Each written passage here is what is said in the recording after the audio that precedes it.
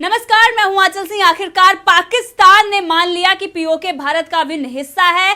तो लगातार भारत ने पाकिस्तान को चेतावनी दी थी, जिसके बाद अब पाकिस्तान ने मान लिया कि पीओके कश्मीर का अभिन्न हिस्सा है और ये भारत का अभिन्न हिस्सा है।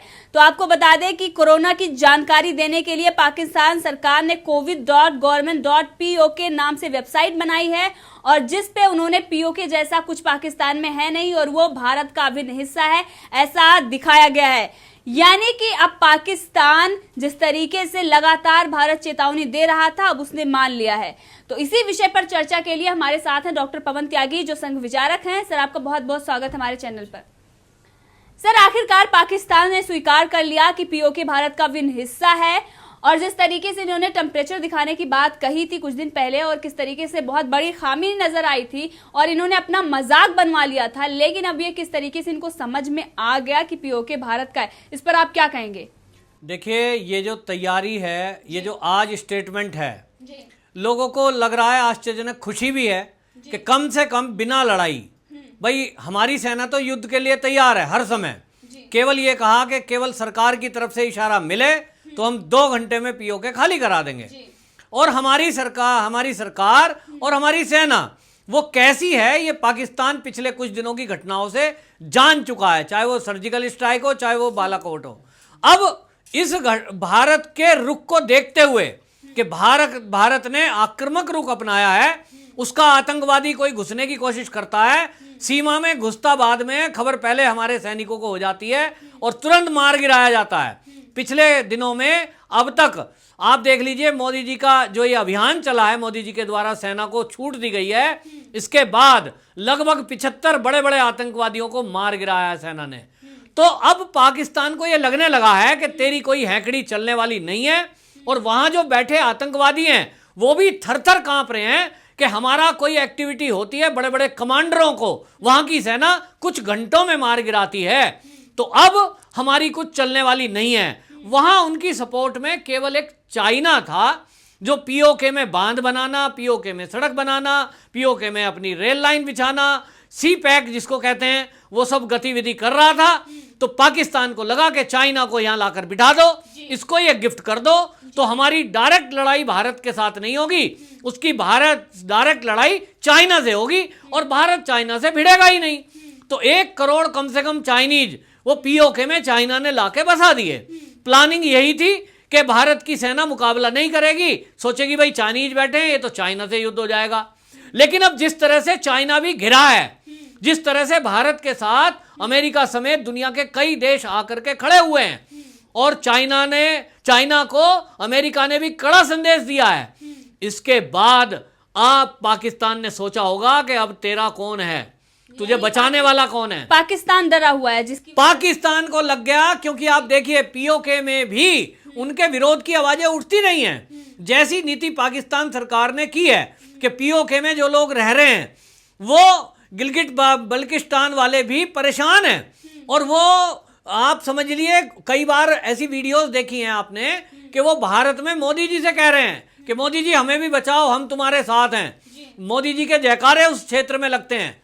तो पाकिस्तान को समझ में आ गया कि या तो पहले कोविड से ही लड़ रहे हो आप, अभी तो ये भारत की सेना भी सामने खड़ी है जो तुमको छोड़ने वाली नहीं है। तो भारत ने जिस दिन अल्टीमेटम दिया था कि पीओके हमारा है, इसको खाली करिए, ये खाली अल्टीमेटम नहीं है, क्योंकि इस समय 2014 के बाद से ये कोई तुरंत की घटना नहीं है, ये मोदी जी की इसके पीछे बहुत बड़ी मेहनत है, इसके पीछे कूटनीतिक राजनीति है और इसमें विदेशी नीति भी है कि जिसमें मोदी जी ने चलते हुए इस पाकिस्तान को, चाइना को कैसे घेर लिया है।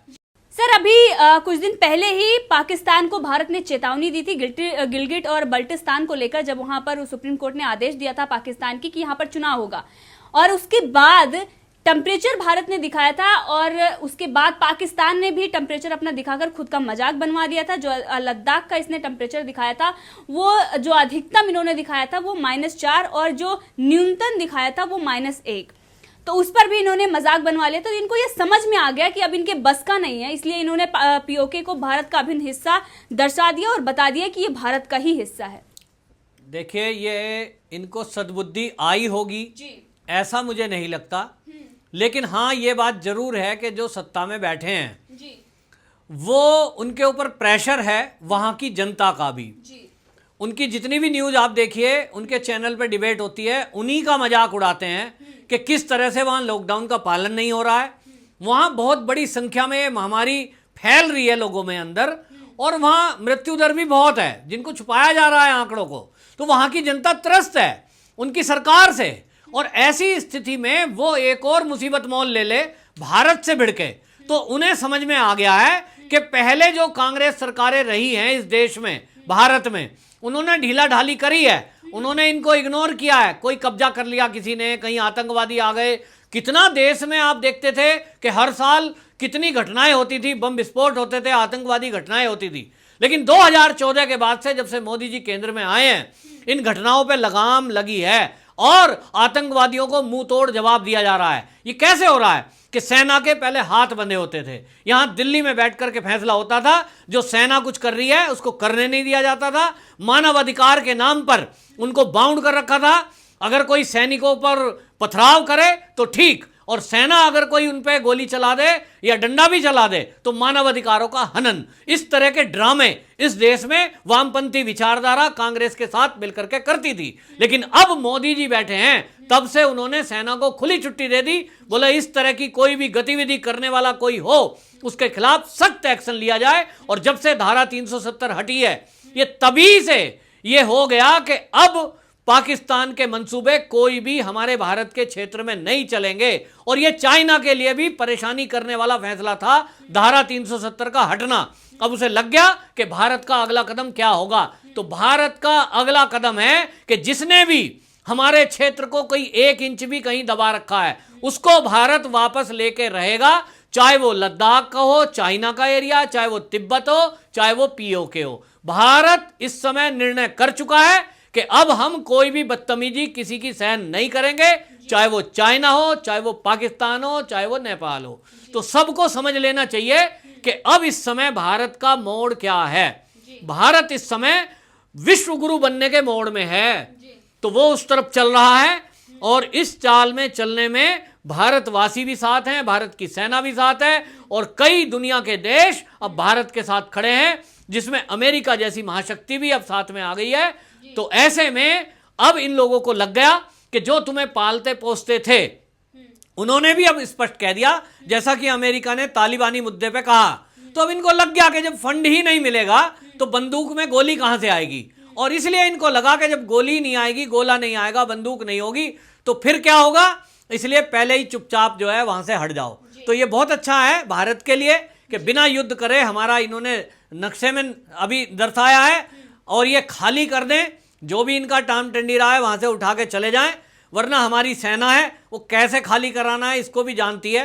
तो ये भारत के लिए एक अच्छी खबर है कि हम कोरोना से इस समय लड़ रहे हैं। हमारा देश वैसे भी लड़ना नहीं चाहता था, पाकिस्तान को इसलिए केवल अल्टीमेटम दिया था, इस अल्टीमेटम पे ही उसने कार्रवाई कर दी। ये अच्छी बात है।